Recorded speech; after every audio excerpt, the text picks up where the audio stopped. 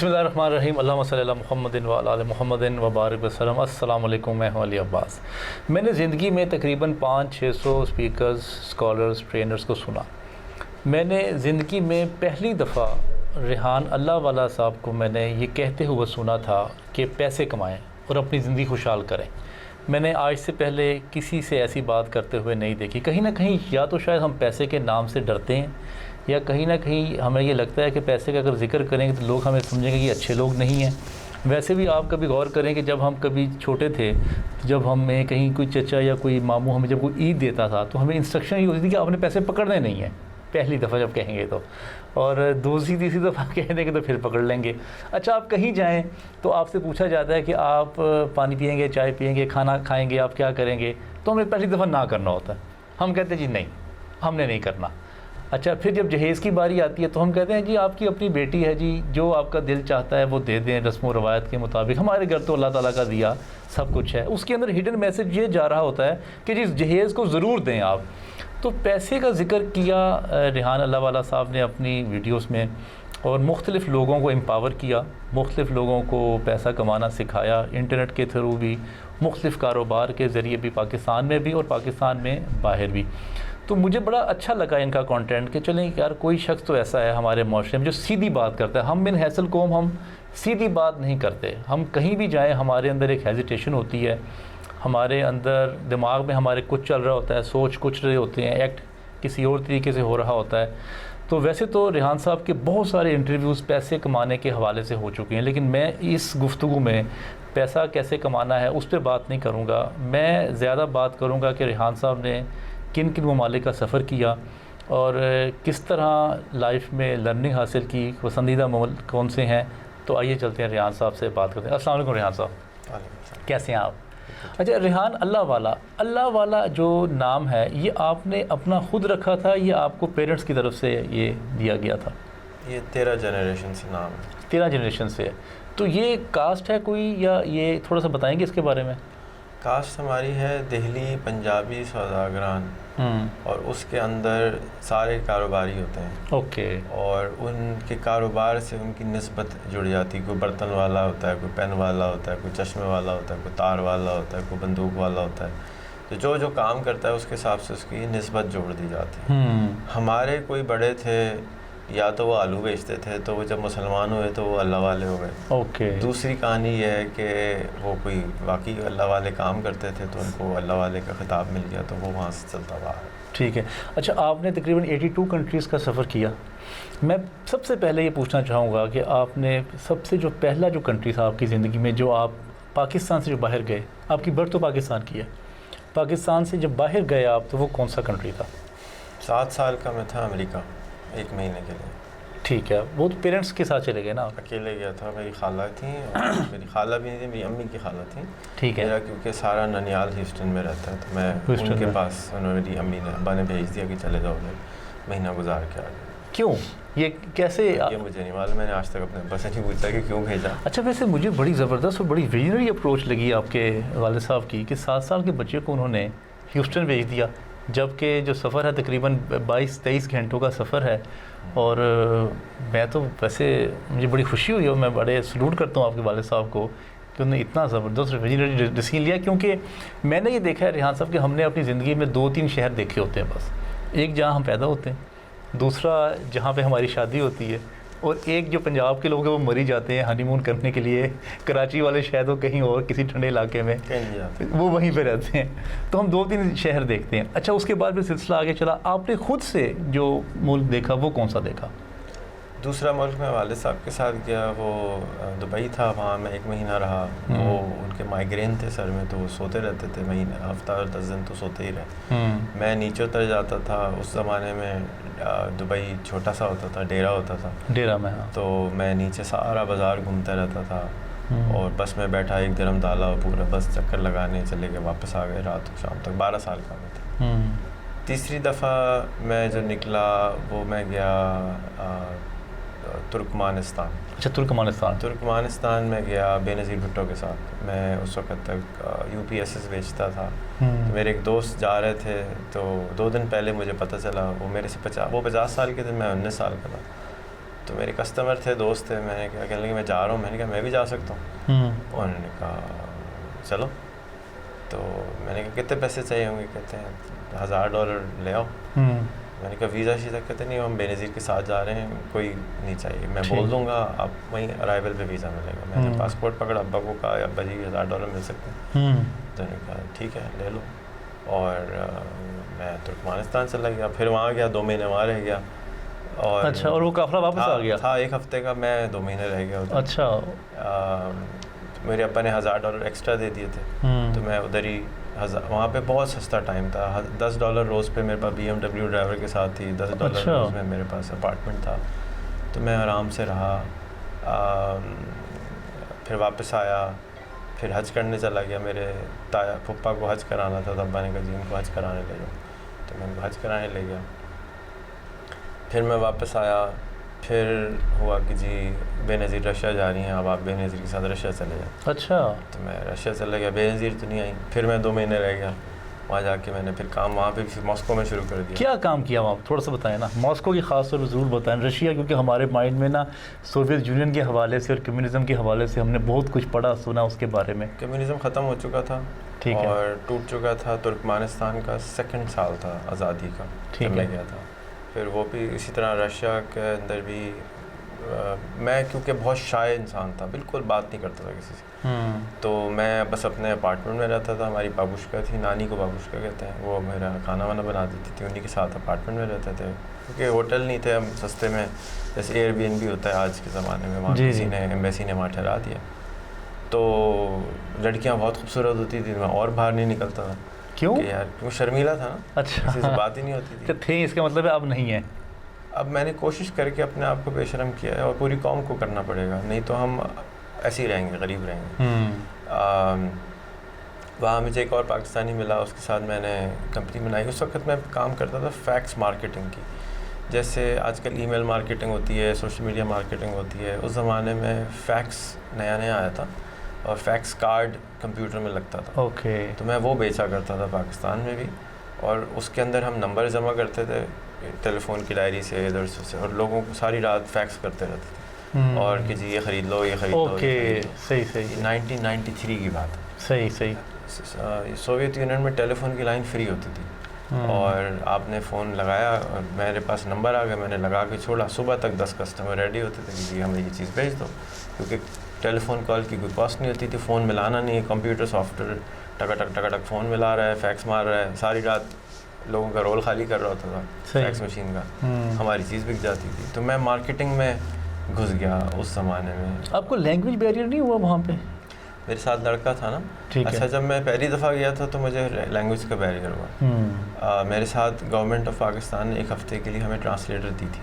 सब इंसानों को, सब लोगों को एक लड़की दी उन्होंने ट्रांसलेटर। एक तो बात ना हो पहले लड़की, फिर वो रशियन, चलो गुजारा हुआ 1 हफ़्ता, लेकिन फिर उसको मैंने फिर हायर कर लिया कि तुम मेरे साथ ही रहो, और फिर उसने मुझे हेल्प करी, ट्रांसलेट की। जब मैं वापस आया तो मैंने एम्बेसी से रशियन सीखी। तो फिर मैं जब रशिया गया तो मुझे रशियन थोड़ी थोड़ी आती थी। हमारी जो एम्बेसडर की बेगम थी उन्होंने सिखाई थी।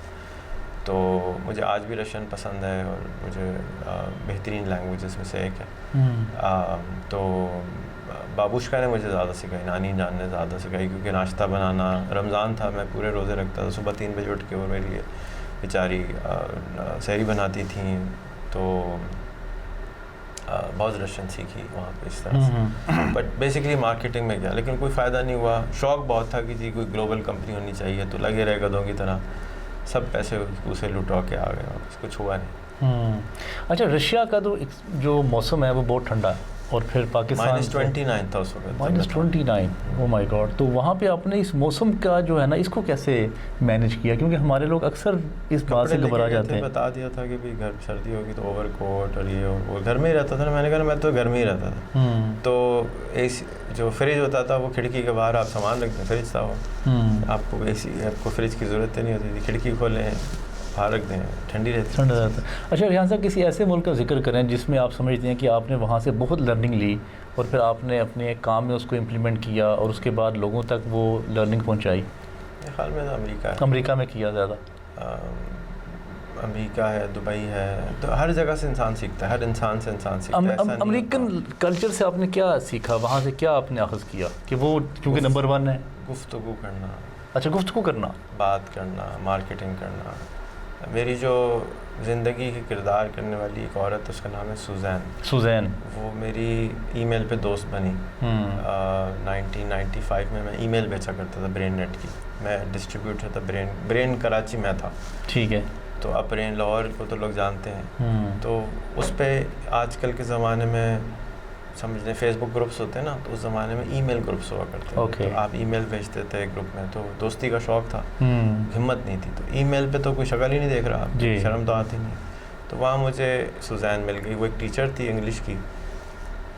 उसने ईमेल लिखी कि इज़राइल, इंडिया और वग़ैरह से कोई अगर कोई हमारे बच्चों से बात करना चाहे ईमेल पे तो हाज़िर हो। मुझे बड़ा गुस्सा है यार, इज़राइल का नाम आती जैसे पाकिस्तान का खून खोलता है, वो भी दूसरा इंडिया। मेरा बड़ा खून खोला यार, ये क्या ड्रामा है? यानी इज़राइल और इंडिया के अलावा कोई मुल्क ही नज़र नहीं आ रहा आपको? हम पाकिस्तान से हैं, हमारे साथ भी दोस्ती करो। हमें तो पता ही नहीं था पाकिस्तान भी कुछ चीज़ है, आप तो हमसे कर लें, हमें कोई इज़राइल से और इंडिया से मोहब्बत नहीं। अच्छा, पाकिस्तान का पता ही नहीं था? मतलब कोई, देखें आपको मैं कहूँ घूमने जाना है, आप रवांडा का नाम थोड़ी लेंगे? बिल्कुल नहीं लूँगा।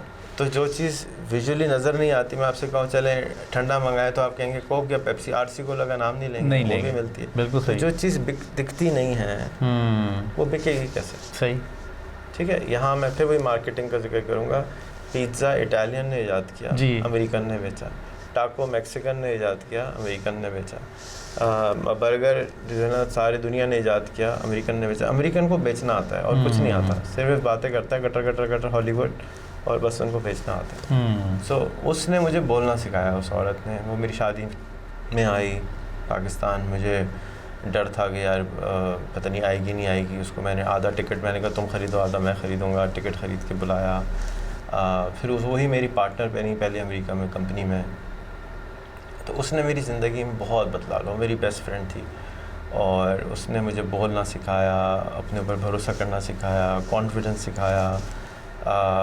मैं तो किसी से बात नहीं कर सकता था, आंखों में आंखें डालना तो सवाल ही पैदा नहीं होता। हम तो सारे पाकिस्तानी क्यों इस तरह वैसे भी हेजिटेशन है हमारे अंदर, तो हम बात ही नहीं कर सकते। तो बात करना उसने मुझे गाइड किया। फिर मैं फ़ोन कॉल के ऊपर बच्चों को वहाँ पढ़ाता था, फिर इंटरनेट टेलीफोनी आई, फिर वीडियो के ऊपर उन बच्चों को पढ़ाता था, उनके स्कूल की क्लास था। फिर मेरे ऊपर इतना बड़ा आर्टिकल छपा उनके अखबार में, हमने उनके लिए वेबसाइट बनाई। पूरे फ्लोरिडा में किसी स्कूल की वेबसाइट नहीं थी, हमने बना के दी। तो हमारा इतना बड़ा आर्टिकल आया कि जी एक पाकिस्तानी कंपनी ने अमेरिकन फ्लोरिडा की स्कूल के लिए वेबसाइट बना के दी। बिल्कुल इंटरनेट की इब्तिदा थी। ह्यूस्टन में आपने क्या पाया वहाँ पे? क्योंकि मैंने ये देखता हूँ कि टेक्सास में है ह्यूस्टन, तो पाकिस्तानी ज़्यादातर उनका रुझान ह्यूस्टन में है। इसकी क्या वजह है? वहाँ पे क्या बिज़नेस अपॉर्चुनिटी ज़्यादा है, पाकिस्तानी कम्युनिटी ज़्यादा है, क्या है वहाँ पे? अब तो मुझे ह्यूस्टन जहर लगता है, मैं तो बिल्कुल नहीं जाता। अच्छा। जब मैं गया था 7 साल की उम्र में, तो भी मेरे 5 मामू खाला, तो अगर मैंने 3 दिन एक के साथ गुजारे, महीना पूरा हो गया। सही है। तो मैंने तो ह्यूस्टन में जब मैं 7 साल की उम्र में गया था तो कुछ नहीं देखा ना। मैंने तो सिर्फ अपना ससुराल तो नहीं, अपना वो ननिहाल देखा। जी जी, नानका देखा।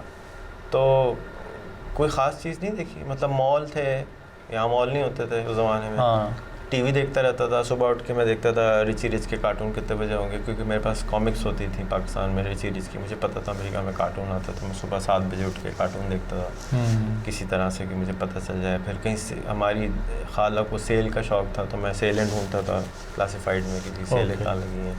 तो मेरा कोई ख़ास शहर से इंटरेक्शन नहीं हुआ। मेरे ख्याल में हम हलाल हराम का हमारे यहाँ बहुत ज़्यादा है, तो हमने कोई बाहर का खाना भी ज़्यादा नहीं खाया, बस फ्रेंच फ्राइज़ खा लिए। मैकडॉनल्ड का इश्तिहार होता था तो चिप्स खा लिए, फ़िश बर्गर शायद खाया, मुझे कुछ नहीं याद था। आज अगर मुझे ह्यूस्टन जाना तो मैं बिल्कुल नहीं जाता। ह्यूस्टन का मेयर से मेरी दोस्ती है। ह्यूस्टन का मेयर जब लड़ रहा था तो वहाँ की कौन मेयर उनका के? आजकल का नाम है सिल्वरस्टन, का नाम है, काला है। तो जो ह्यूस्टन के पुलिस के चीफ के इलेक्शन लड़े थे वो भी कराची के हैं। अच्छा। उनसे मेरी दोस्ती हो गई। उन्होंने उनके लिए खाना किया, तो वहाँ वो सिल्वरस्टन भी आ गया, तो उससे मेरी हलवाई हो गई। फिर मैं 5 और मेयर जो लड़ रहे थे उनके पास ही पहुँच गया। मैंने कहा अच्छा, मुझे इलेक्शन का और पॉलिटिक्स का ज़रा शौक़ है समझने का, तो मैंने कहा मैं आपकी कैंपेन में क्या मदद कर सकता हूँ, आप लोग की तो फजूल सी सोशल मीडिया कैंपेन है, मैं आपके किसी काम आ सकता हूँ तो बताएं। 4-5 से मिला, कैंपेन मैनेजर से दोस्ती करी, समझने के लिए क्या होता है, तो दोस्तियाँ हो गई। फिर मैं वहाँ 2 महीने रहा, मेरा एक बेटी होने वाली थी, तो मैं वहीं रह गया। तो 2 महीने मेरे पास फारिग थे, मैं सबसे मिलना शुरू हो गया। तो 2 महीने के अंदर अंदर समझें ह्यूस्टन के हर बंदा मुझे फिर जानता था कि यार ये कोई पाकिस्तान से आया हुआ है, और मैं तो नेटवर्किंग घुस जाता हूँ सबके साथ। तो मुझे नहीं पसंद, मतलब क्यों नहीं पसंद? वो लगता है कराची का एक्सटेंशन है। ओके, रशी हो गया ज़्यादा। नहीं, कराची का एक्सटेंशन ना, आपको उर्दू अंग्रेज़ी नहीं बोलनी पड़ती। ओके, यानी आप एक बहरिया टाउन जाके रह जाएं या ह्यूस्टन जाके रह जाएं, सेम। जैसे वो लंदन के बारे में जो इल्फर्ड है, वहाँ अगर चले जाएं तो वो भी सारे आपको पाकिस्तानी और सारे, हाँ, वो तो बहुत ही घटिया है ना, लेकिन ये क्वालिटी थोड़ी सी अच्छी है। वहाँ तो गंद होता है, यहाँ इतना गंद नहीं होता, ह्यूस्टन इतना गंदा नहीं है। अच्छा, क्योंकि यूके बहुत कंजेस्टेड जगह है, छोटी छोटी जगह हैं, घर करीब करीब हैं, तो गंदगी बहुत होती है। ह्यूस्टन इतना गंदा नहीं होता, लेकिन क्योंकि एक्सपैंडेड बहुत है ना, बहुत फैला हुआ शहर है। अच्छा, पाकिस्तानी ज़्यादातर ह्यूस्टन क्यों जाते हैं, ये मुझे समझाएं। पाकिस्तानी नहीं जाते, कराची वाले जाते हैं। अच्छा, और कराची भी तो पाकिस्तान का हिस्सा है। नहीं, कॉन्सेंट्रेशंस है ना, जैसे फॉर एग्जांपल मीरपुर या यूके क्यों जाते हैं? यूके तो हम सारे उधर जाते हैं जहाँ हमारे कज़न होते हैं, जहाँ हम कंफर्टेबल, हम सारे को क्या काम का, हम आपसे, आपने मुझे चाय का पूछा, आपने मुझे ग्रीन टी का नहीं पूछा, आपने मुझे कहा टॉम यम तो नहीं पियेंगे आप, जी। वही पूछेंगे जो हमारे कल्चर में एम्बेडेड होता है। बिल्कुल सही। तो इसी तरह से हम सारे वो काम करना चाहते हैं जो सब कर रहे होते हैं, क्योंकि आप नॉर्म में रहते हैं, नॉर्म से बाहर तो अब नॉर्मल लोग आप ना किसी को कहते हैं, ना बनना चाहते हैं, ना होते हैं। सो कराची, मेरी खाला 70s में ह्यूस्टन मूव हुई थी। उस वक्त 8 फैमिली थी, उन्होंने वहाँ चर्च में मस्जिद बनाई, स्कूल बनाया, आहिस्ता आहिस्ता। मेरे ख्याल में तो मुझे लगता है सारी मेरी खाला ही कहाँ से पढ़ के लाई हैं। वजह ये थी ज़्यादा कि वहाँ पे हॉस्पिटल और क्लिनिक्स बहुत हैं। तो जब पाकिस्तानी इमिग्रेंट्स गए, डॉक्टर्स गए, तो वो ह्यूस्टन बहुत ज़्यादा चले गए थे। मुझे लगता है एक वजह ये भी हो सकती है। और फिर वहाँ का मौसम बिल्कुल कराची जैसा है, गर्म और ठंडा, बहुत ठंडा नहीं होता, सस्ता है। आपको बहुत बड़ी मैंशन मिल जाएगी जितने का डिफेंस में घर नहीं मिलेगा। तो अच्छा, निस्बतन सस्ती जगह है, पेट्रोल बहुत सस्ता होता है, साफ़ सुथरा है, अच्छी जगह है। हाँ, कैलिफोर्निया में आपको जो घर मिलेगा $1.5 मिलियन में, $2 मिलियन में, यहाँ आपको $2.5 लाख मिल जाएगा। $2.5 लाख में, तो 10% में आपको, मैं समझ गया, मिल जाएगा। तो क्वालिटी ऑफ लाइफ ह्यूस्टन की अच्छी है। फिर पाकिस्तानी ज़्यादातर गैस स्टेशन के बिज़नेस में है, तो यहाँ ये गैस का मरकज़ है। टेक्सास में तेल निकलता है बहुत ज़्यादा, तो वो गैस की वजह से, पेट्रोल की वजह से ह्यूस्टन में बहुत ज़्यादा है। फिर सेकेंड अब डैलस में लोग हैं। ह्यूस्टन में एक रोड अब बन गई, अब तो मेन रोड हो गई है, इसको हाईवे 6 कहते हैं। अगर आप सिर्फ उस पर चले जाएं जी, तो पहले 10 मिनट में आपको 9 नहारी की दुकानें आ जाएंगी। अच्छा, निहारी की दुकानें? अच्छा, 10 मिनट में 9 निहारी की दुकानें, यानी ये नहीं कि मैं समझ गया, इतनी ज़्यादा है। और सारी नहारी इतनी अच्छी होती है कि कराची में भी इतनी अच्छी नहारी नहीं है। अच्छा। तो खाने की क्वालिटी बहुत अच्छी है। बंदू खान यहाँ से ज़्यादा का अच्छा, वहाँ का अच्छा है। ठीक है। जितने अच्छे लोग थे, क्रीम मलाई सारी जो है वो, शायरी जितने यहाँ पे, वहाँ पे शोरा के प्रोग्राम होते हैं, यहाँ नहीं होती, पाकिस्तान में नहीं होती। जितनी वहाँ पे IQ ज़्यादा है पाकिस्तानियों की, वो यहाँ नहीं है। सारा उठ के उधर चला गया। रियान साहब, किसी ऐसे मुल्क का नाम बताएं जहाँ आपका दिल करता है मैं बार बार जाऊँ। थाईलैंड। जो थाईलैंड में, उसकी चाय दे दें हमें साथ साथ ही, हम पी लेते हैं साथ साथ। थाईलैंड में क्या हर वक्त लोग मुस्कुराते हैं, अच्छा, शुक्रिया बोलते हैं, पूछते हैं आपको बाकायदा। 2013-23 का जो अभी ट्रेंड आया है, उसमें भी नंबर 1 जो सिटी आया है फॉर द टूरिस्ट, वो थाईलैंड ही आया है। एज पर द कंट्री, नहीं सिटी, कंट्री बैंकॉक, सॉरी, हाँ बैंकॉक मुझे नहीं पसंद। मैं तो ऊपर जाके ट्राट एक जगह है, एक आइलैंड है, उसके साथ बिल्कुल जंगल, वहाँ पे आप जो है पाँव के दूसरे आइलैंड पे चलते चलते चले जाएं, बीच में पानी होगा, ऐसा इतना खूबसूरत। फिर सस्ता बहुत है। मोटरसाइकिल पे फिरें, चड्डे में फिरें, कोई आपको जज नहीं करता, कोई जजमेंट नहीं। हमारे यहाँ जो जजमेंट की क्वांटिटी है ना, बहुत ज़्यादा है। उधर कोई जज नहीं करता, आप लड़का हैं, लड़की हैं, आप ट्रांसजेंडर हैं, हाँ। आज़ाद मुल्क है, बिल्कुल ठीक है, अजीब ही मखलूक है। और मेरे साथ में एक दफ़ा जा रहा था बस में, तो मेरे साथ एक बिल्कुल 4000 रुपये उसकी तनख्वाह थी, वो था एक कुक। इतना खुश था वो, इतना खुश थाई का 4000, ठीक उस है, ज़माने के, आज के $100 हो गए, $150-125 हो गए, बहुत खुश था। और मैं कह यार अगर ऐसे ही लोग खुश हों तो फिर तो ज़िंदगी चिल है।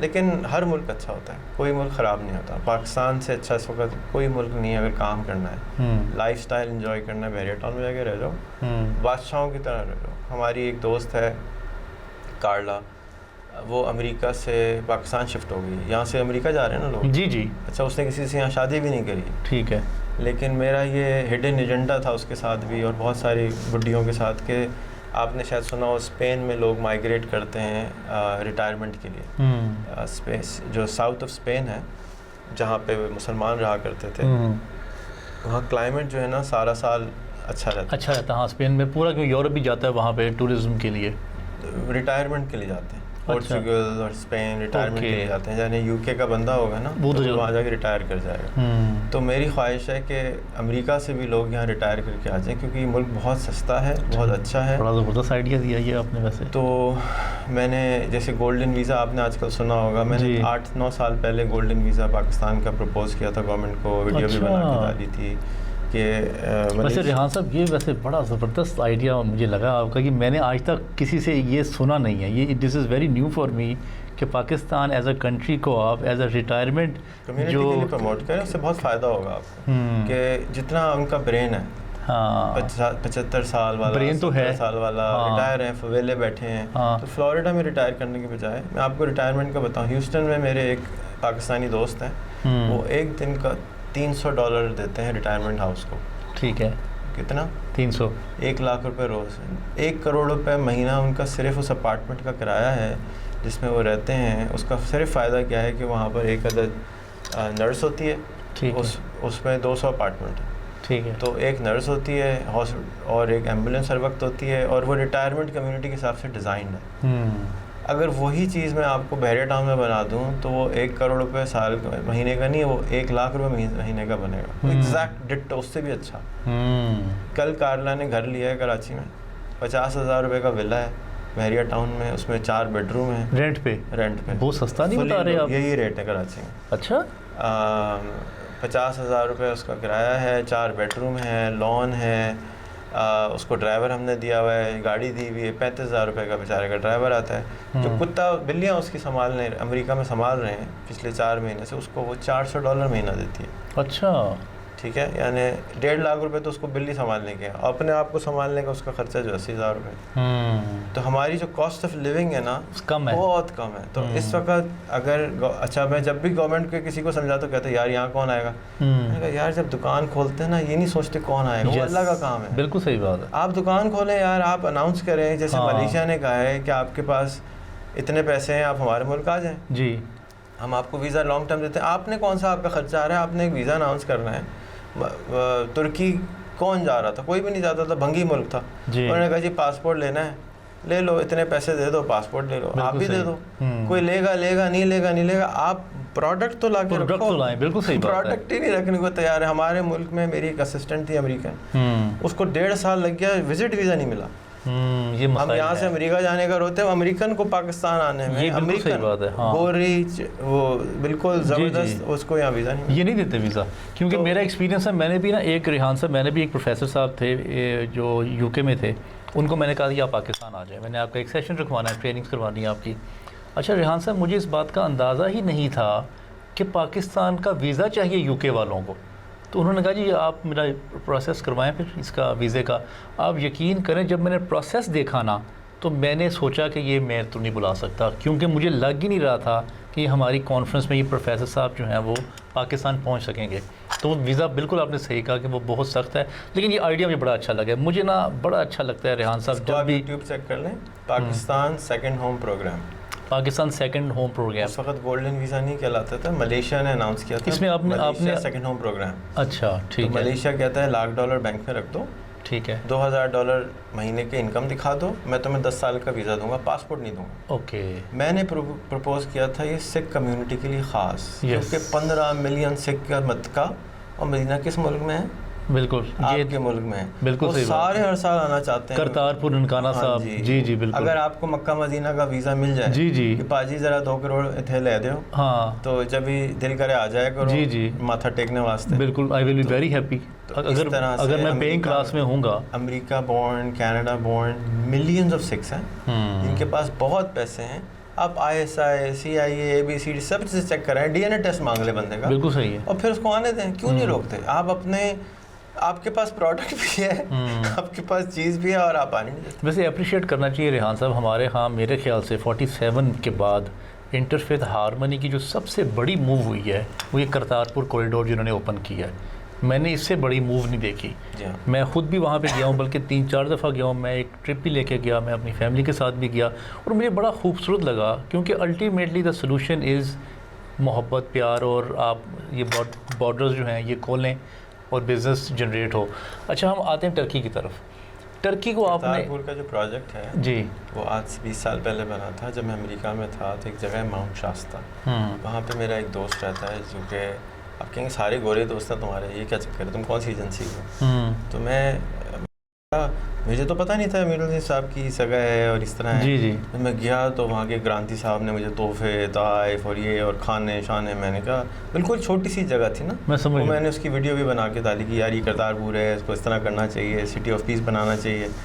तो मैं वो गोरे भाई का भी शुक्रगुजार हूँ, आमिर अजीम का भी हूँ, इमरान खान साहब का भी हूँ, कितना अच्छा उन्होंने ये काम कर दिया है। और अल्लाह करे सिटी ऑफ पीस बन जाए, डिक्लेयर्ड हो सेपरेटली जी। और यहाँ पे सारी दुनिया के, जैसे दुबई में इन्होंने ह्यूमैनिटेरियन सिटी अलग बनाई है, जैसे इंटरनेट सिटी का हम सुनते हैं, जी जी जी जी, और इन्होंने ह्यूमैनिटेरियन सिटी बनाई। उसमें क्या है? ये 4000 एकड़ की जगह है करतारपुर। उसमें आप जितने यूनाइटेड नेशन का दफ्तर खोलें, जितने इस तरह के काम करने वाले ना मोहब्बत वाले, उधर के आप प्लाजे खड़े करें, सेंटर बनाएं कि जी ये सिटी ऑफ पीस है। बिल्कुल सही। आएँ और इधर करें, दोनों बॉर्डर जो हैं वो आज़ाद हैं और काम करें। तो बस समझ में देखें, दुबई जैसे जंगल में अगर ये सब इन्होंने किया है तो यार हमारा तो मंगल, हमारी अम्मी कहती हैं कि दुबई में जंगल में मंगल बना दिया है, हमारे मंगल को जंगल कर दिया। ये बात ठीक है, ये बगैर इसमें साजिशें भी हैं, चलिए मैं उस पर नहीं जाता। अच्छा, अब आ जाएँ टर्की की तरफ आ जाएँ, फिर मैं उसके बाद यूरोप की तरफ आऊँगा। टर्की का आपका कितना विज़िट हुआ है? कि मैं 4-5 दफ़ा गया हूँ, 2 महीने गाड़ी चलाई है मैंने अंदर। अच्छा। नीचे से ऊपर तक गया हूँ। Turkey is comparable to any European country now. बिल्कुल ठीक है, फिनोमिनल बना दिया। क्या आपने वहाँ के कल्चर से सीखा? क्या कोई ऐसी वाक़या सुनाए, या कोई ऐसी अपनी किसी के साथ आपकी जो कोई वहाँ पे कोई मोहब्बत हुई, कोई स्टोरी हुई, कोई वो वाक़या सुनाए? तुर्की जब मैं पहली दफ़ा गया, 1 महीने के लिए, 1.5 महीने के लिए गया था, तो मुझे बहुत गंदा लगता था। और उसकी वजह ये थी कि उन्होंने वहाँ 3-4 लोगों ने मुझे चीट किया। अच्छा। और झूठे होते हैं, मकार होते हैं, जैसे बाज़ार वाले होते हैं, तो मेरे साथ फ्रॉड किए 2-3 ना। तो मैंने कहा मैंने तो कभी तुर्की नहीं जाना दोबारा। अच्छा। बेकार जगह। खैर फिर मैं अगर मैं आपकी बात यहाँ पर रोकूँ, अगर आप अंदाज़ा करें कि ह्यूमन बिहेवियर का और ह्यूमन के साथ जो कनेक्शन है, अगर वो किसी भी कंट्री में बैड हो जाए तो आपको उस कंट्री से नफरत हो जाती है। सिर्फ ये 3-4 वाक़यात अगर हो जाएं। आप प्लीज़ कंटिन्यू करें। ऑस्ट्रेलिया में मैं गया था, मैं 21 साल का था, तो मैं 2 महीने के लिए गया, गाड़ी ली। गाड़ी जिससे ली ना, उसने मुझे ऊपर $500 का ना 2 नंबरी फ़ाइन डाले। ठीक है। उस आदमी की फ्रॉड की वजह से मुझे ऑस्ट्रेलिया से नफरत हो गई कि यार उस आदमी ने जो कितना बड़ा रोल ये प्ले करता है, एक आदमी था, ह्यूमन कनेक्शन। हालांकि वो शायद एक ही हो पूरे ऑस्ट्रेलिया में, लेकिन वो आपके मत्थे लग गया। इसी तरह मेरा एक दोस्त है, इटालियन है, वो कहता है मैं न्यूयॉर्क में गाड़ी में जा रहा था, नुसरत फ़तेह अली खान की वो लगी हुई थी कव्वाली। मुझे उस दिन से पाकिस्तान से मोहब्बत हो गई। वो इटालियन है। अब मैं उसके घर गया इटली रहने, तो उसने मुझे नुसरत फ़तेह अली खान की पूरी कलेक्शन दिखाई। अच्छा। मुझे पाकिस्तान से मोहब्बत है इस आदमी की वजह से। कितना बड़ा क्रेडिट है वैसे। अटलांटा में था, एक और टेलीकॉम का मेरा बिजनेस था, तो मैं उधर गया तो कहते हैं मुझे तुम्हारे मुल्क से बहुत मोहब्बत है। मैंने कहा तुम्हें पाकिस्तान के कहते कोक स्टूडियो। वो एक कोक स्टूडियो की वजह से उसको पाकिस्तान पूरी दुनिया तक पहुंच गया वो। अच्छा, टर्की का बता रहे थे आप?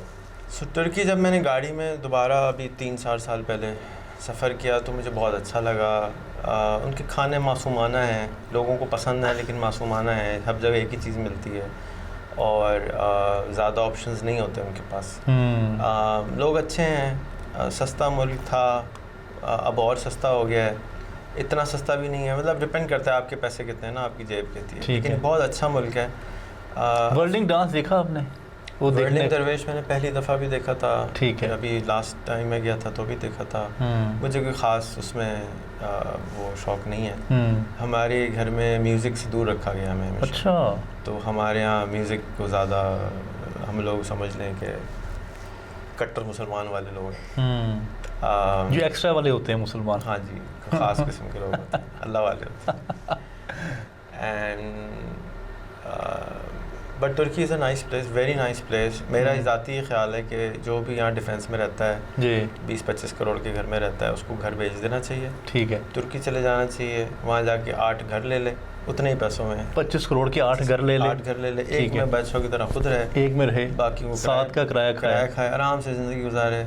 क्या आफत पड़ी है? 4 साल में पासपोर्ट मिल जाएगा, 3 साल में पासपोर्ट मिल जाएगा, बनी पासपोर्ट तो 6 महीने में मिल जाएगा। पासपोर्ट ले, 4 साल के बाद वो बेशक प्रॉपर्टी वापस भेज दे, डबल हो चुके होंगे, ठीक है, फिर जो मर्जी करे। तो क्यों इधर टेंशन में रह रहे हो खामखा में, नहीं टेंशन में रह रहे हो।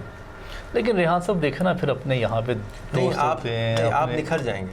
देखिए स्कूल कॉलेज क्यों जाते हैं, स्कूल कॉलेज इसलिए जाते हैं, लेकिन रहते तो उसी इलाके में है ना, निखर जाते हैं। नहीं, बहुत सारे लोग अमेरिका जाते हैं। हाँ, ये बात सही है आपकी, अपने शहर से भी दूर जाते हैं। 4 साल आप दूसरे मुल्क में या किसी और मुल्क में 2 साल गुजारेंगे ना, तो आपकी ज़िंदगी में एक फुली एग्री, टोटली आप इवॉल्व होंगे। ये बात आप अपने आप को ढूंढेंगे, आप हैं कौन। आपसे कोई यहाँ पे आपके मोहल्ले में आपसे कोई नहीं पूछता आप कौन है। यस। वहाँ आपसे हर आदमी पूछेगा आप कौन है, तो आपको पहली दफ़ा अपने आप से पूछेंगे मैं हूँ कौन। यस, बिल्कुल। जब आप सफ़र करते हैं ना, जो सबसे बड़ी चीज़ होती है ना, आपको शीशे बड़े नज़र आते हैं। तो वो लोग आपसे पूछते हैं कि आप कौन है, आपको सवाल को बताना पड़ता है आप कौन है, और फिर सोचना पड़ता है उसके मुताबिक। आपको कभी सोचा ही नहीं होता आप कौन है। जी जी जी। कोई तारुफ, हमारे मुल्क में आप किसी को पाजी तारुफ तो करा दो, मेरा नाम इमरान है, मैं लाहौर से हूँ, अभी तारुफ नहीं होता भाई, तारुफ भी कराना नहीं आता आप, क्योंकि आपको खुद नहीं मालूम आप कौन है। आप तो बस अब्बा के बेटे हैं, पढ़ रहे हैं, मैं मास्टर कर लेंगे, फिर सोचेंगे क्या करना है, फिर पुप्पी की लड़की से शादी कर लेंगे, फिर 2 बच्चे पैदा करेंगे, फिर हज उम्रा करेंगे, फिर मर जाएंगे,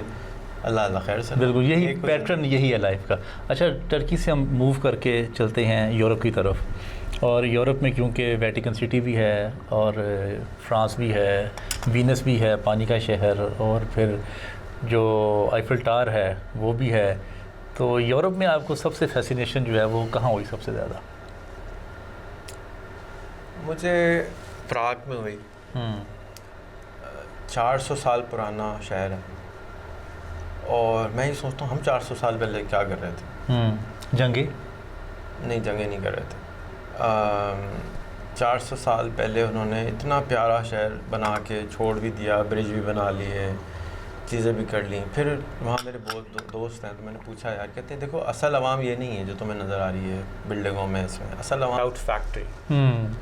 और जब आप वहाँ खड़े होते हैं तो नीचे से यूँ क्लाउड ऊपर आ रहे हैं। अच्छा, क्लाउड फैक्ट्री, उसका नाम ही क्लाउड फैक्ट्री। और आप वहाँ बाहर जाके देखेंगे तो वहाँ कोई नहीं होता, और बस बादल ही बादल होते हैं। वहाँ पे कमरा नवाज जो कि स्पेशली मुशर्रफ साहब के लिए बनाया गया था, और फिर वो वहाँ ठहरे, और वो बहुत खूबसूरत जगह। वाकई वो अगर पीस चाहिए ना किसी को तो वहाँ चला जाए, लेकिन वो कराची से ड्राइव पे है तकरीबन 8 घंटे की ड्राइव। आपको पता है जो मेहरगढ़ है, वो जो पाकिस्तान की जो ओल्डेस्ट सिविलाइजेशन मेहरगढ़ है, जो 10,000 साल पुरानी, लेकिन हमें किताबों में ये पढ़ाया जाता है कि मंजोदड़ो और हड़प्पा है, और वो भी वहाँ पे है। वो भी बड़ी एक देखने की जगह है वहाँ पे।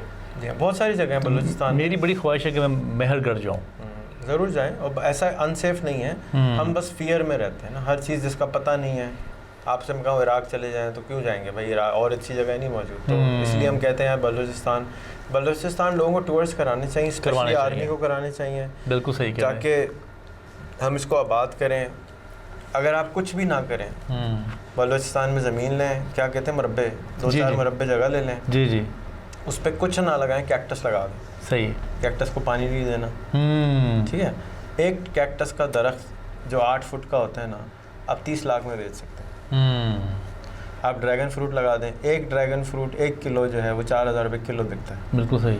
उसमें पानी ही नहीं चाहिए, यानी कैक्टस है वो, यानी उसमें कोई पानी का काम नहीं। वो रात को खुद ही जो हवा में से पानी निकाल के अपना काम कर लेता है। तो आप एलोवेरा लगा दें, आप कोरिया एलोवेरा भर के बेचें, हम बस मेहनती ज़रा नहीं है, मैं कहता नहीं हूँ हो सकता है रेहान साहब मेहनती है, हम ज़रा ना डिफरेंट आइडिया पे काम करना चाहते नहीं। हम चाहते हैं कि हम एक प्लाज़ा बना लें, वो प्लाजे से जो है ना हमें वो इनकम आ जाए, या हम कोई प्लॉट ले लें, या हम कोई ऐसा काम कर लें जो कि स्ट्रेट सा काम हो, 4 बसें डाल दें, 4 गाड़ियाँ डाल दें, जो रेगुलर काम है हम उसी पे रहते हैं ज़्यादातर। हम कोई नया काम नया चीज़ करने के लिए हमारा दिमाग उस वक्त एक्सेप्ट नहीं करता। अच्छा, मैं मेहनत की डेफिनेशन अपनी आपको बता देता हूँ। जी प्लीज़। एक किताब है 7.5 ब्रेन, लीज़र फ्रीडमैन की वो किताब है। अगर आपको समझना है कि दिमाग कैसे काम करता है तो बहुत अच्छी किताब है, उसको ज़रूर पढ़ें या सुनें। वो ये बताती है कि जो दुनिया का सबसे मुश्किल काम होता है वो होता है, जॉब है ब्रेन की कि नया काम नहीं करना है, नहीं करना। Okay, brain is not design कि आप 5 साल की उम्र के बाद कोई नया काम सीखें। ओके, तो आप जो आप कहते हैं ना कि हम सीधा सीधा काम करना चाहते हैं, ये आपकी बायोलॉजिकल नीड है, रिक्वायरमेंट है, डिज़ाइंड है। ओके, तो अब मेहनत मैं उस चीज़ को कहता हूँ जिसमें आपको अपने ऊपर जबर करके कोई काम करना पड़े। एक आदमी भट्टी पे खड़ा है सुबह 8 बजे से रात के 8 बजे तक, वो मेहनत नहीं कर रहा, मुशक्क़त कर रहा है, यानी वो एफर्ट लगा रहे हैं, लेकिन वो थकता नहीं है उसमें। सही वो आप जाएं और मैं और आप जाएंगे, आधे घंटे में ढेर हो जाएंगे। हाँ। और आप उसको कंप्यूटर के सामने बैठा दें, वो 2 मिनट में उठ जाएगा। हाँ। तो जहाँ पर भी ब्रेन कैसे काम करता है, ब्रेन के अंदर न्यूरल कनेक्शंस होते हैं, जो न्यूरल पाथवेज बन जाते हैं वहाँ थकन नहीं होती। और जो पाथवेज नहीं बने होते, आप कोई भी नया काम ट्राई करें, कोई नया ऐप, कोई नया फ़ोन, कोई नई गाड़ी, कोई भी चीज़ जितनी एक्साइटमेंट क्यों ना हो, तो सिवाय लस्ट वाली चीज़ों में नया काम हमें नहीं करना है। नहीं करना। जहाँ लस्ट इतना ज़्यादा डिज़ायर होती है, इतनी ज़्यादा मज़ा आ रहा होता है, तो हम वो नया काम कर लेते हैं। नई गाड़ी में भी लस्ट होता है, नया इंसान में भी लस्ट होता है, नया कोई लड़की में भी लस्ट होता है। तो वो इंसान के अंदर ये बायोलॉजिकल वायरिंग है, तो वो हम बर्दाश्त कर लेते हैं। बिल्कुल सही। लेकिन कोई भी ऐसा काम जो हमने कभी नहीं किया, मलिक रियाज साहब को अगर नया शहर बनाना हो, उन्होंने एक व्हाट्सएप पे एक वॉइस नोट भेजना, भाजी ये रहे थे ना एक नया शहर बना। जी बिल्कुल, सिस्टम बना हुआ है, वो हो जाएगा। बिल्कुल तो मेरे लिए और आपके लिए वो 5 साल का काम है। तो वो 5 साल उन्होंने 20 साल लगा के उस काम को 1 मिनट का किया है ना। इसी तरह मैं और आप वीडियो बनाते हैं या फोटो लेते हैं तो वो कोई बड़ी बात नहीं। कोई आदमी ज़िंदगी में कैमरे पे नहीं आया, उसकी तो आवाज़ मर जाती है। बिल्कुल सही बात है। तो ये इसकी मेहनत मैं उसको कहता हूँ जिसमें आपका दिमाग आपको इजाज़त ना दे। वो एफर्ट है जो आप बार बार करते रहते हैं, उसमें कोई एफर्ट थोड़ी लग रही है, वो तो आप कर ही रहे हैं, वो तो ऑटो पायलट पे आपका काम हो रहा है। बिल्कुल सही है। ऑटो पायलट वाले काम तो हम सब कर रहे हैं माशरती तौर पे। जहाँ भी जिद्दत आई वहाँ ब्रेन इजाज़त नहीं दे रहा, क्योंकि ये आप ना करें, ये ख़तरनाक है, डेंजर है इधर, वो रोक देता है आपको, सबकॉन्शियसली रोक देता है। रेहान साहब, आपके वक्त का बहुत बहुत शुक्रिया। मुझे तो बड़ा मज़ा आया आपके साथ गुफ्तगू करके, और मुझे लगता है कि अगर हम सारी रात भी बैठ के गुफ्तगू करते रहे हैं तो हम दोनों के पास इतनी गुफ्तगू है कि हम घंटों बात कर सकते हैं। अच्छा, मैंने आपके इस गुफ्तगू से 3-4 नतीजे निकाले हैं। पहली बात मुझे बहुत अच्छी लगी कि जो बाहर से जो रिटायरमेंट के जो लोग हैं वो पाकिस्तान आए और पाकिस्तान आके अपनी रिटायरमेंट लाइफ गुजारें। उसमें अगर गवर्नमेंट कोई वीज़ाज़ के हवाले से जो ईजीनेस जो है वो कर सके तो बड़ा अच्छा हो जाए। हाँ ठीक है, को जाके समझाना पड़ता है। देखें, आपके अब्बा जी भी कुछ नहीं करेंगे, नॉक करना पड़ता है, हमें जाके उनको समझाना पड़ेगा। जी इसको लॉबिंग कहते हैं, लॉबी करनी पड़ेगी, एजुकेट करना पड़ेगा, 6 महीने देना पड़ेगा, बार बार बोलना पड़ेगा, अब्बा जी फ़ोन चला लो, अब्बा जी फ़ोन चला लो, अब्बा जी देखे ना ये फ़ायदा होगा, अब्बा जी देखे ना ये फ़ायदा होगा। बिल्कुल सही बात। हमें अपने गवर्नमेंट को अब्बा जी समझना चाहिए कि अब्बा जी ये फ़ायदा होगा, चलो सानों मिल के कर लेंगे भाई, दोनों का फ़ायदा है। अगर पाकिस्तान के अंदर सिर्फ कोई 1000-1200 मसले होंगे टोटल, छोटे छोटे ना, तो अगर एक इतने माशाल्लाह पाकिस्तान पे जान देने वाले बच्चे हैं, जी एक बच्चा अपने नाम बदले कि जी आज से मैं जो इमिग्रेशन वाला हूँ, मैंने पाकिस्तान की इमिग्रेशन का प्रॉब्लम सीख करना है। एक बंदा कहे जी मैं सोलर वाला हूँ, मैंने आज से ईदी साहब कहते हैं, ईदी साहब सिनोनिम बन गए एम्बुलेंस के। तो पाकिस्तान को सिर्फ 1000-1200 बच्चे चाहिए पागल जो कहें जी मैंने डॉक्टर इंजीनियर नहीं बनना, बस हाँ, मैंने जो है ना ये प्रॉब्लम जड़ से उखाड़ के बाहर फेंक देना है, फिर ही मैंने सांस लेना है। नहीं मतलब मेरी ज़िंदगी का मकसद देखे ना, हम फ़ौज में चले जाते हैं पाकिस्तान की खिदमत के लिए, हम चले जाते हैं पुलिस में पाकिस्तानी खिदमत के लिए, हम डॉक्टर बन जाते हैं पाकिस्तानी खिदमत के लिए, अपनी खिदमत भी करते हैं। लेकिन अगर आप दुनिया के बेस्ट पानी वाले हैं जी तो आपकी खिदमत खुद ब खुद कायनात करेगी, क्योंकि आप तो स्पेशलिस्ट हैं पानी के। बिल्कुल सही। अगर आप दुनिया के बेस्ट इमिग्रेशन के एक्सपर्ट हैं या लॉबिस्ट हैं, तो दुनिया तो आपकी खिदमत करेगी क्योंकि आप दुनिया के बेस्ट हैं। इमिग्रेशन का प्रॉब्लम, उसके लिए लोग कंसल्टिंग देंगे। तो हमें अब थोड़ा सा अपने ये जो जट और अहमद और मोहम्मद और ख़ान, इससे चांद छुड़ा के अपने नाम को शादी करनी होगी अपने काम के साथ। जैसे लड़की को हम कहते हैं जी नाम बदलो, अब तो मैं अली की भी एक तो नाम बदल लो, तो मर्द को भी चाहिए कि वो, औरत को भी चाहिए कि वो अपना नाम बदल डाले। सिर्फ 20 साल लगेंगे। दुनिया का कोई ऐसा काम नहीं है जो हम अपने मुल्क में ठीक ना कर सकते हो आप, लेकिन अपने आप को डेडिकेट कर दें। जिस तरह से इमाम बुखारी की वालदा ने कहा अल्लाह से कि जी मैं अपने बच्चे को डेडिकेट कर दूंगी इस काम के लिए, इसी तरह हमारी माओ को एक एक प्रॉब्लम के पीछे एक एक बच्चा डेडिकेट कर दें। 1000 बच्चे चाहिए, वो प्रॉब्लम जड़ से उखाड़ के हम फेंक देंगे। आज हम, अगर मैं आपसे पूछूं अली ये बताओ पानी का मसला मुझे सॉल्व करना है, किसके पास जाऊं? अली के पास कोई बंदा नहीं है। सोलर का प्रॉब्लम मुझे जड़ से फेंकना है, किसके पास जाऊं? कोई बंदा नहीं। ये मिनिस्टरों का काम नहीं है। मिनिस्टर आता है 3 साल रहता है, 2 साल रहता है, वो तो अपने भी बड़े सियापे होते हैं, उनको रोले पड़ते हैं। तो हमको मैं ये समझता हूं, ठीक है, दूसरी मैं गुर्बत के पीछे पड़ गया हूँ। मैंने कहा जी गुर्बत को ये मेरा फोकस है। मैंने अगर इससे मुलाकात होती है तो आप मेरी मीटिंग इनसे करा दें, नहीं होती सॉरी भाई मैं ज़रा मसरूफ़। सही, मेरा लेना देना नहीं है। बिल्कुल सही। मैं जैसे अगर कार्डियोलॉजिस्ट हूँ तो यार टांग के डॉक्टर के पास टांग वाले को भेजो, दिमाग के डॉक्टर न्यूरोलॉजिस्ट के पास दिमाग वाले को भेजो, गायनाकोलॉजिस्ट के पास गायनाकोलॉजिस्ट को भेजो, मेरे पास क्यों भेज रहे हो? मेरा क्या काम है? तो हम अगर अपने आप को सिर्फ 10-15 साल के लिए ये काम अपने ऊपर जिम्मेदारी लगा लें कि यार ये मेरी ये करना होए ना होए, वो खैर तो करे ना। हाँ, बस मेरा नाम आज से ये है, मैंने अपने आप को डेडिकेट कर दिया इस काम के लिए। पाकिस्तान के अंदर मुझे बहुत मोहब्बत है, मैंने मुल्क भी नहीं छोड़ के जाना है, मैंने ये भी नहीं करना। और बोलने से कुछ नहीं हो, नाम बदलो। जैसे ही नाम बदलोगे लोग तुम्हारे पर चल के आना शुरू हो जाएंगे, उसके बारे में बातें करना शुरू कर दो। हाँ भाई कैसे करो, कैसे, मुझे पता कोई नहीं। मैं रोज़ एक टेड टॉक देखता हूँ उस प्रॉब्लम के बारे में। मेरे हाथ से टीचर जो है ना अली अब्बास साहब हैं, उन्होंने मुझे सिखाया था नेटवर्किंग कैसे करते हैं। मेरे कासिम अली शाह साहब हैं, उन्होंने कहा जी मुझे हिम्मत कैसे नहीं हारनी। रेहान अल्लाह वाला साहब हैं, उन्होंने कहा जी मार्केटिंग कैसे करनी है। फलाना साहब है, लेकिन सारे का डायरेक्शन वही है कि जी मैंने पानी का मसला जड़ से उखाड़ के कैसे फेंकना है। जो मिनिस्टर आएगा वो मुझे अपने बराबर में बिठाएगा, क्योंकि पानी का मसला तो मुझे बताएगा कैसे ठीक करना है। मैं समझ गया, बिल्कुल ठीक है। और दूसरी बात जो मैंने सीखी इनसे कि जो पाकिस्तान में जो बहुत ज़्यादा आबादी है वो बलूचिस्तान शिफ्ट होनी चाहिए, और वहाँ पे 5000 एकड़, ये आपके लिए बहुत बड़ी खबर होनी चाहिए कि 5000 एकड़ की वहाँ पे ज़मीन मिलती है, और वहाँ पे आप मुख्तलिफ जो रेहान साहब ने जो पौधे बताए हैं दरख्त लगेंगे और आपको उस पर फ़ायदा होगा। और तीसरी बात जो मुझे बहुत ही मेरे दिल को लगी है कि पाकिस्तान की तमाम फैमिलीज़ को टर्की शिफ्ट हो जाना चाहिए, जो उनके पास पैसे हैं और वो वहाँ पे 3-4 साल गुजारें, बेशक वापस आ जाएं, लेकिन वो कल्चरल डाइवर्सिटी और जो चीज़ें सीखेंगे उससे पाकिस्तान में आके उन आइडियाज़ को इम्प्लीमेंट करेंगे। पाकिस्तान का ये भी बहुत बड़ा इशू है कि पाकिस्तान में सिर्फ पाकिस्तानी ही रहते हैं, कोई यहाँ पे बाहर से मुल्क से लोग नहीं आके रहते, इसलिए बाहर का दिमाग नहीं आता। अमेरिका इसलिए नंबर 1 है क्योंकि दुनिया का दिमाग वहाँ पे जाता है। पर यहाँ से बहुत मज़ा आया आपसे गुफ्तगू करके।